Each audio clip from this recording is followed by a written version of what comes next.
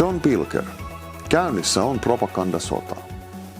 Legendaarinen elämänsä totuuden etsimiselle omistanut vanhan koulukunnan tutkiva toimittaja John Pilger sanoi South China Morning-lehden Jonden Laton haastattelussa, että käynnissä on propagandasota. Haastattelu julkaistiin 9. heinäkuuta ja sitä on katsottu pelkästään YouTubessa yli 1 miljoona kertaa. John Pilger, thank you very much for joining us. Let's get straight to it. Now, Russia has invaded Ukraine. Now, if you ask me for my personal opinion, I mean, all war is wrong. All invasions are wrong. But at the same time, John, I do remember I was pretty critical as well of this invasion that was not happening. Just the build-up on the Russian side of the border, the build-up on the Ukrainian side, and then weeks and weeks of saying it's never going to happen. But it did. So what happened there? Well, if you see it from the Russian side, without taking the side of Russia, it looks rather different.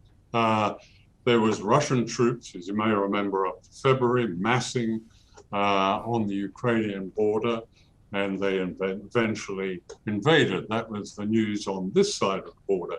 On the other side of the border, there were 60,000 Ukrainian troops who were massing on the line of contact right across Donbass. Now, Donbass, as far as the Russians are concerned, is the last stepping stone.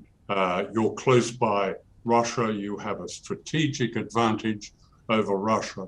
Everything in modern Russian history, and in not so modern history, tells us that the Russians will never tolerate this, that they regard this as a threat, and they have much of their history to justify it. History is, in any discussion of geopolitics, history has to be part of one's analysis, even if it's not overt.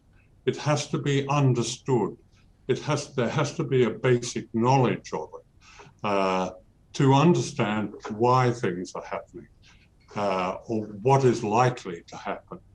Our ignorance of Russia, like our ignorance of China in the West, allows none of that historical sense of how people see the threat and how political forces see the threat. This is not in any way to, if you like, condone Putin's invasion, but it has to be understood. So I don't think Russia is going to gain from this. Once you unleash war, then literally anything can happen. Is this going to be a decades-long war? Because it seems like the US is determined to defeat Russia in Ukraine itself by arming the Ukrainians, by building a coalition against Russia, etc. And Putin, for whatever reason, whether it's a loss of face or whether he's determined to stay the course, I mean, that is going to go on for a long time, right? And at the same time, there's also a distinct danger, a real danger of it escalating to something that nobody wants to see. Yes, you must remember, though, that above all, this is a war of propaganda. And I would think almost nothing one reads in the Western press about the invasion of Ukraine is to be trusted. A skepticism, or the skills of skepticism that I'm not sure the reading public, the watching public, particularly in the United States, possesses. That is crucial now because nothing can be believed. Every day when I scan the media, I look at the source, it's Ukrainian intelligence. The propaganda operation in Ukraine is quite brilliant. They've managed to invent a chemical warfare attack when there wasn't one. They've managed to keep out of the Western media the fact that so much of Ukraine is infested, if not run by, but infested with true extremists, fascists, neo-Nazis, they are called. The United States may be about to fight, you're saying, or to encourage a war in which it plays a leading role in Ukraine. what to remember here is the US doesn't give a damn about Ukraine. Ukraine is simply a pawn in this, that the object, as the US Defense Secretary is, and I paraphrase him, is to destroy the Russian Federation. That's been known for a long time. That is probably the most dangerous project in the world today, because the Russians are not going to allow that.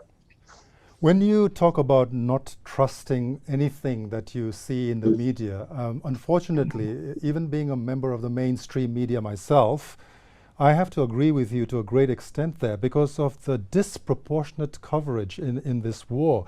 It's reached a stage where anything that the Ukrainians do is glorified and anything that the Russians do is vilified, to the extent now that you have mainstream Western media celebrating news from Ukraine, like pictures of dead Russian soldiers being sent back to their mothers. There's almost a celebratory tone in the media.